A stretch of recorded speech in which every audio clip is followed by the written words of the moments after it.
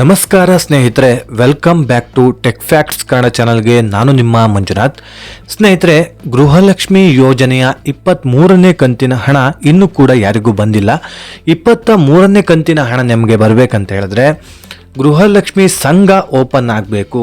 ಗೃಹಲಕ್ಷ್ಮಿ ಸಂಘ ನವೆಂಬರ್ 19ನೇ ತಾರೀಕಿಂದ ಓಪನ್ ಆಗೋದಕ್ಕೆ ಶುರು ಆಗುತ್ತೆ. ಈ ಒಂದು ಯೋಜನೆ ಜಾರಿಗೊಳ್ಳುತ್ತೆ ಅಂತ ಕೂಡ ನಾನು ವಿಡಿಯೋ ಮಾಡಿ ತಿಳಿಸಿದ್ದೆ. ಆದರೆ ನವೆಂಬರ್ 19ನೇ ತಾರೀಕಿಂದ ಈ ಒಂದು ಸಂಘ ಓಪನ್ ಆಗ್ತಾ ಇಲ್ಲ. ಸೊ ಈ ಒಂದು ಸಂಘಕ್ಕೆ ಚಾಲನೆ ಇನ್ನೂ ಕೂಡ ದಿನ ಎಕ್ಸ್ಟೆಂಡ್ ಆಗಿದೆ ಸ್ನೇಹಿತರೆ. ಸೊ ಯಾವ ಒಂದು ಡೇಟಿಗೆ ಈ ಒಂದು ಗೃಹಲಕ್ಷ್ಮಿ ಸಂಘ ಓಪನ್ ಆಗ್ತಾ ಇದೆ, ಜೊತೆಗೆ ಗೃಹಲಕ್ಷ್ಮಿ ಯೋಜನೆಯ 23ನೇ ಕಂತಿನ ಹಣ ನಮಗೆ ಯಾವಾಗ ಬಿಡುಗಡೆ ಆಗುತ್ತೆ, ಹಾಗೆಯೇ ಈ ಒಂದು ನವೆಂಬರ್ 19ನೇ ತಾರೀಕಿಗೆ ಸಂಘ ಬಿಡುಗಡೆ ಆಗುತ್ತೆ ಅಂತ ಹೇಳ್ಬಿಟ್ಟು ಹೇಳಿದ್ರಲ್ಲ, ಆದರೆ ಈಗ ಡೇಟ್ ಎಕ್ಸ್ಟೆಂಡ್ ಏನಕ್ಕೋಸ್ಕರ ಆಗಿದೆ ಅಂತ ಕೂಡ ಈ ಒಂದು ವಿಡಿಯೋದಲ್ಲಿ ತಿಳಿಸ್ಕೊಡ್ತೀನಿ. ವಿಡಿಯೋನ ಕಂಪ್ಲೀಟ್ ಆಗಿ ವಾಚ್ ಮಾಡಿ ಸ್ನೇಹಿತರೆ, ಎಲ್ಲೂ ಕೂಡ ಸ್ಕಿಪ್ ಮಾಡದೆ ಕೊನೆ ತನಕ ನೋಡೋದಕ್ಕೆ ಟ್ರೈ ಮಾಡಿ. ನೀವಿನ್ನು ಯಾರ್ಯಾರು ಹೊಸಬರು ನನ್ನ ಚಾನಲ್ನ ಸಬ್ಸ್ಕ್ರೈಬ್ ಮಾಡದೆ ಈ ಒಂದು ವಿಡಿಯೋನ ನೋಡ್ತಾ ಇದ್ದೀರೋ, ಪ್ಲೀಸ್ ಸಬ್ಸ್ಕ್ರೈಬ್ ಮಾಡಿ, ಪಕ್ಕದಲ್ಲಿರುವಂಥ ಬೆಲ್ ಐಕಾನ್ನ ಪ್ರೆಸ್ ಮಾಡಿ. ಸ್ನೇಹಿತರೆ, ಸಾಕಷ್ಟು ಜನರು ನನ್ನ ವಿಡಿಯೋನ ನೋಡ್ತೀರಾ, ಆದರೆ ಸಬ್ಸ್ಕ್ರೈಬ್ ಮಾತ್ರ ಮಾಡ್ತಾ ಇಲ್ಲ. ನೀವು ಸಬ್ಸ್ಕ್ರೈಬ್ ಮಾಡಿ ನನಗೆ ಸಪೋರ್ಟ್ ಮಾಡಿದ್ರೆ ತಾನೇ ಇದೇ ರೀತಿಯಾದಂಥ ಹೊಸ ಯೂಸ್ಫುಲ್ ಆಗಿರುವಂಥ ಕಂಟೆಂಟ್ನ ನಿಮ್ಮ ಮುಂದೆ ತರಲಿಕ್ಕೆ ನನಗೆ ಬೆಂಬಲ ಸಿಗೋದು. ಎಲ್ರಿಗೆ ಯಾವ ರೀತಿಯಾಗಿ ಸಪೋರ್ಟ್ ಮಾಡ್ತೀರಾ ಅದೇ ರೀತಿಯಾಗಿ ನನಗೂ ಕೂಡ ಬೆಂಬಲಿಸಿ ಅಂತ ನಿಮ್ಮ ಹತ್ರ ಮತ್ತೊಮ್ಮೆ ಮನವಿ ಮಾಡ್ತಾ ಈ ಒಂದು ವಿಡಿಯೋನ ಶುರು ಮಾಡೋಣ ಬನ್ನಿ. ಸ್ನೇಹಿತರೆ, ಸಾಕಷ್ಟು ಜನರು ನನ್ನ ಕಾಮೆಂಟ್ ಸೆಕ್ಷನಲ್ಲಿ ಕಾಮೆಂಟ್ ಮಾಡಿದ್ರಿ, ಗೃಹಲಕ್ಷ್ಮಿ ಸಂಘ ಈ ಒಂದು ಸಂಘ ಬೇಡ ಅಂತ ಕೂಡ ಕಾಮೆಂಟ್ಸ್ ಮಾಡಿದ್ರಿ. ಈ ಒಂದು ಸಂಘದ ಅವಶ್ಯಕತೆ ಈಗ ಇಲ್ಲ. ಸೊ ಏನಕ್ಕೋಸ್ಕರ ಈ ಒಂದು ಸಂಘ ಓಪನ್ ಆಗ್ತಾ ಇದೆ? ಸೊ ಈಗಾಗಲೇ 2,000 ರೂಪಾಯಿ ಸರಿಯಾಗಿ ಅಕೌಂಟಿಗೆ ಹಣ ಜಮಾ ಮಾಡ್ತಾ ಇಲ್ಲ. ಹಾಗಿದ್ಮೇಲೆ ಈ ಒಂದು ಸಂಘಕ್ಕೆ ನಾವು ಹಣ ಕಟ್ಟೋದಾದ್ರೂ ಹೇಗೆ ಅಂತ ಕೂಡ ಕಾಮೆಂಟ್ಸ್ ಮಾಡಿದ್ರಿ. ಅದರ ಜೊತೆಗೇನೆ ಕೆಲವೊಂದಿಷ್ಟು ಜನಗಳು ಕೂಡ ಗೃಹಲಕ್ಷ್ಮಿ ಸಂಘದಿಂದ ಅನುಕೂಲಗಳಾಗತ್ತೆ. ಯಾಕಂತ ಹೇಳಿದ್ರೆ ಈಗಾಗಲೇ 3 ಲಕ್ಷದ ತನಕ ನಿಮಗೆ ಸಾಲ ಸಿಗುತ್ತೆ, ಅದು ಕೂಡ ಕಡಿಮೆ ಬಡ್ಡಿ ದರದಲ್ಲಿ. ಹಾಗಾಗಿ ಈ ಒಂದು ಸಂಘದಿಂದ ನಮಗೆ ಸಾಲ ಕೂಡ ಸಿಗತ್ತೆ, ಹಾಗೆ ಉಳಿತಾಯ ಕೂಡ ಆಗತ್ತೆ. ಪ್ರತಿ ತಿಂಗಳು ಹಣ ಏನು ಬರುತ್ತೋ ಆ ಒಂದು ಹಣನ ನಾವು ಕಟ್ಕೊಳ್ತಾ ಹೋದರೆ ಆ ಒಂದು ಹಣ ಸೇವಿಂಗ್ಸ್ ಆಗುತ್ತೆ. ಇಲ್ಲ ಅಂತ ಹೇಳಿದ್ರೆ ಯಾವುದೋ ಒಂದು ಮನೆ ಖರ್ಚಿಗೆ ಅದು ಖರ್ಚಾಗಿ ಹೋಗುತ್ತೆ ವಿನಃ ಆ ಒಂದು ಹಣನ ಉಳಿತಾಯ ಮಾಡೋದಕ್ಕೆ ಆಗೋದಿಲ್ಲ ಅಂತ ಕೂಡ ಸಾಕಷ್ಟು ಮಹಿಳೆಯರು ಕಾಮೆಂಟ್ಸ್ ಮಾಡಿದ್ರಿ. ಓಕೆ, ಎಲ್ರಿಗೂ ಕೂಡ ಥ್ಯಾಂಕ್ ಯು. ಕಾಮೆಂಟ್ಸ್ ಮಾಡಿದವರು ಎಲ್ರಿಗೂ ಕೂಡ ಥ್ಯಾಂಕ್ ಯು ಸ್ನೇಹಿತರೆ.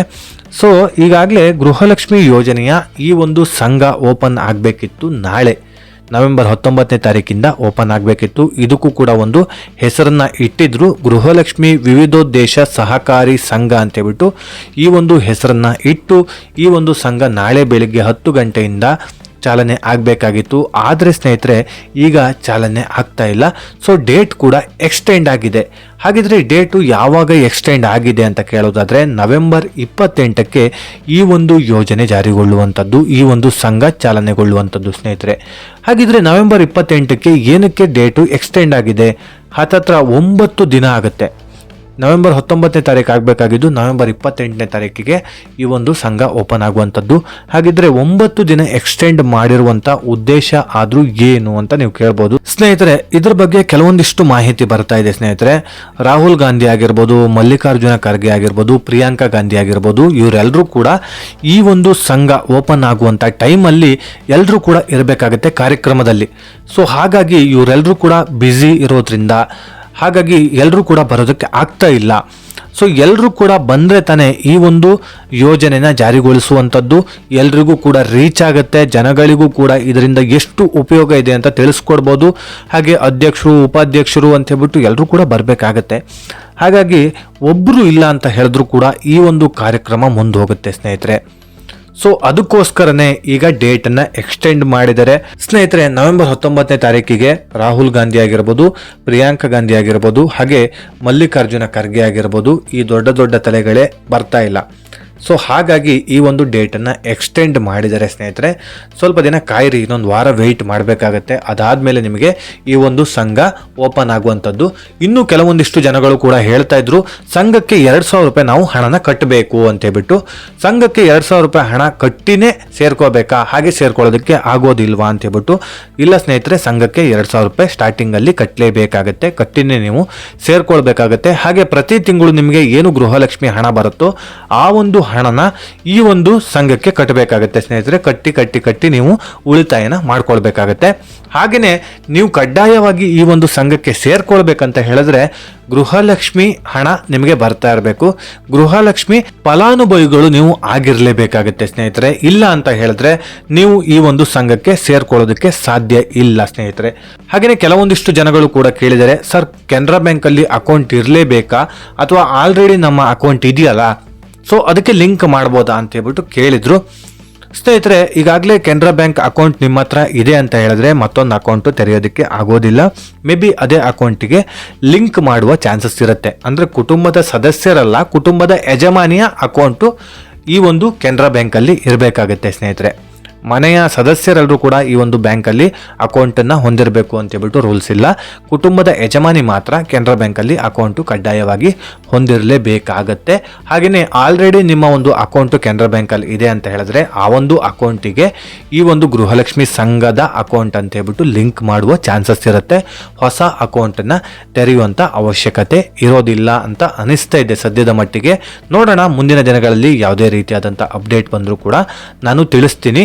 ಹಾಗೇನೆ ಸ್ನೇಹಿತರೆ, ಕೆನರಾ ಬ್ಯಾಂಕಲ್ಲಿ ಅಕೌಂಟನ್ನು ತೆರೆಯೋದಕ್ಕಂತ ಹೇಳಿದರಂತ ಹೇಳ್ಬಿಟ್ಟು ಎಲ್ಲರೂ ಕೂಡ ಹೋಗಿ ಕೆನರಾ ಬ್ಯಾಂಕ್ ಮುಂದೆ ನಿಂತ್ಕೊಂಡು ಅಲ್ಲಿ ಕ್ಯೂ ಸಿಸ್ಟಮಲ್ಲಿ ನಿಂತ್ಕೊಂಡು ದಿನಗಟ್ಟಲೆ ಕಾದು ಈ ಒಂದು ಅಕೌಂಟನ್ನು ಓಪನ್ ಮಾಡೋದಕ್ಕಂತ ಹೋಗಬೇಡಿ. ಯಾರಿಗೂ ಕೂಡ ತಲೆ ಕೆಡಿಸ್ಕೊಳ್ಳೋಂಥ ಅವಶ್ಯಕತೆ ಇಲ್ಲ. ಯಾರು ಬೇಕಾದರೂ ಈ ಒಂದು ಸಂಘಕ್ಕೆ ಸೇರ್ಕೊಳ್ಬೋದಾಗಿದೆ ಸ್ನೇಹಿತರೆ.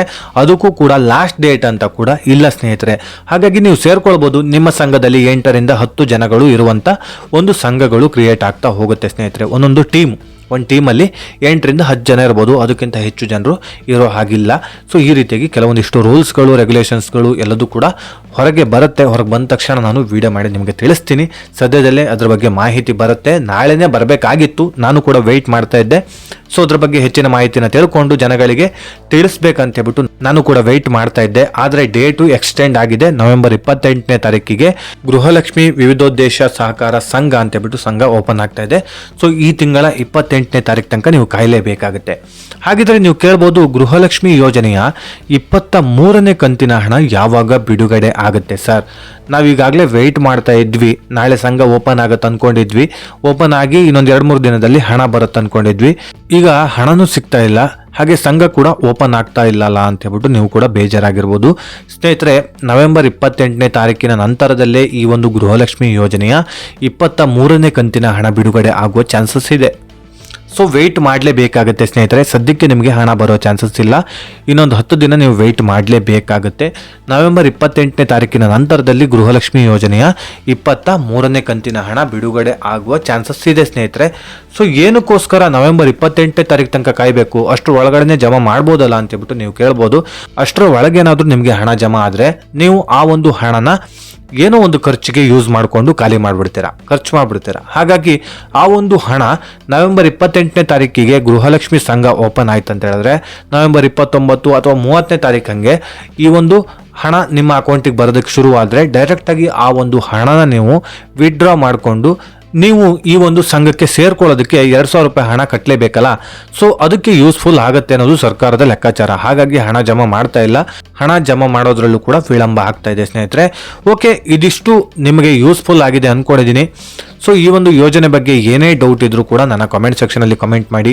ಈ ಒಂದು ಸಂಘ ಅನಿವಾರ್ಯ ಆಗಿತ್ತಾ, ಅವಶ್ಯಕತೆ ಇತ್ತಾ, ಬೇಕಿತ್ತಾ, ಬೇಡವಾ? ಸೊ ಎಷ್ಟು ಜನರು ಬೇಕಂತ ಹೇಳ್ತಿರೋ, ಎಷ್ಟು ಜನ ಬೇಡ ಅಂತ ಹೇಳ್ತಿರೋ ಎಲ್ಲರೂ ಕೂಡ ನೋಡೋಣ. ಆದಷ್ಟು ಜನರು ಕಾಮೆಂಟ್ ಸೆಕ್ಷನಲ್ಲಿ ಕಮೆಂಟ್ ಮಾಡಿ. ಸಾಕಷ್ಟು ಜನರು ಈಗಾಗಲೇ ನನ್ನ ಕಾಮೆಂಟ್ ಸೆಕ್ಷನಲ್ಲಿ ಕಮೆಂಟ್ ಮಾಡಿದ್ರಿ. ಸೊ ನಿಮ್ಮ ಅನಿಸಿಕೆ ಅಭಿಪ್ರಾಯನ ಹಂಚಿಕೊಳ್ಳೋದಕ್ಕಂತಲೇ ಈ ಒಂದು ವೇದಿಕೆ ಇರುವಂಥದ್ದು. ದಯವಿಟ್ಟು ನಿಮ್ಮ ಅನಿಸಿಕೆ ಅಭಿಪ್ರಾಯ ಏನೇ ಇರಲಿ ಕಾಮೆಂಟ್ ಸೆಕ್ಷನಲ್ಲಿ ಕಾಮೆಂಟ್ ಮಾಡಿ ಸ್ನೇಹಿತರೆ. ಸೊ ಇದರಿಂದ ಸಾಕಷ್ಟು ಮಹಿಳೆಯರಿಗೆ ಈ ಒಂದು ವಿಡಿಯೋ ರೀಚ್ ಆಗುತ್ತೆ. ಅದರ ಜೊತೆಗೇನೆ ಅವರಿಗೂ ಕೂಡ ಒಂದಿಷ್ಟು ಮಾಹಿತಿ ಬರುತ್ತೆ. ಹಾಗೆಯೇ ಅವರಿಗೂ ಕೂಡ ಅವರಲ್ಲಿರುವಂಥ ಡೌಟನ್ನು ಕೂಡ ಕ್ಲಿಯರ್ ಮಾಡ್ಕೊಳ್ಬೋದು. ನಿಮ್ಮ ಅನಿಸಿಕೆ ಅಭಿಪ್ರಾಯನೂ ಕೂಡ ಅವರು ಓದ್ತಾರೆ. ಜೊತೆಗೆ ಅವರು ಮಾಡಿರುವಂಥ ಕಾಮೆಂಟ್ಸನ್ನು ಕೂಡ ನೀವು ಕೂಡ ಓದ್ಕೊಳ್ಬೋದು. ನಿಮ್ಮ ತಲೆಯಲ್ಲಿ ಏನೇ ಇರಲಿ ಆ ಒಂದು ಯೋಚನೆನ ದಯವಿಟ್ಟು ಕಾಮೆಂಟ್ಸ್ ಮೂಲಕ ಕಾಮೆಂಟ್ ಮಾಡಿ ತಿಳಿಸುವಂಥ ಪ್ರಯತ್ನ ಮಾಡಿ. ಈ ವಿಡಿಯೋ ನಿಮಗೆ ಸ್ವಲ್ಪನಾದರೂ ಉಪಯೋಗ ಆಗಿದ್ರೆ ದಯವಿಟ್ಟು ಮತ್ತೊಮ್ಮೆ ಕೇಳ್ಕೊಳ್ತಾ ಇರೋದು ಏನಂತ ಹೇಳಿದ್ರೆ, ದಯವಿಟ್ಟು ಈ ಒಂದು ಚಾನಲ್ನ ಸಬ್ಸ್ಕ್ರೈಬ್ ಮಾಡಿ ಸಪೋರ್ಟ್ ಮಾಡಿ ಸ್ನೇಹಿತರೆ. ಹಾಗೆಯೇ ಈ ಒಂದು ವಿಡಿಯೋ ಇಷ್ಟ ಆಗಿದ್ರೆ ಲೈಕ್ ಮಾಡಿ, ಸಾಧ್ಯವಾದಷ್ಟು ನಿಮ್ಮ ಸ್ನೇಹಿತರಿಗೆ ಈ ಒಂದು ವಿಡಿಯೋನ ಶೇರ್ ಮಾಡಿ, ಅವರಿಗೂ ಕೂಡ ಇದರಿಂದ ಸ್ವಲ್ಪನಾದರೂ ಉಪಯೋಗನ ಪಡ್ಕೊಳ್ಳಿ ಅಂತ ಹೇಳ್ತಾ ಈ ವಿಡಿಯೋನ ಇಲ್ಲಿಗೆ ಎಂಡ್ ಮಾಡ್ತಾ ಇದ್ದೀನಿ. ಇದೇ ರೀತಿ ಇನ್ಫಾರ್ಮೇಟಿವ್ ವಿಡಿಯೋ ಒಂದಿಗೆ ನಾನು ಮುಂದಿನ ವಿಡಿಯೋದಲ್ಲಿ ಸಿಗ್ತೀನಿ. ಅಲ್ಲಿಯವರೆಗೂ ಧನ್ಯವಾದಗಳು.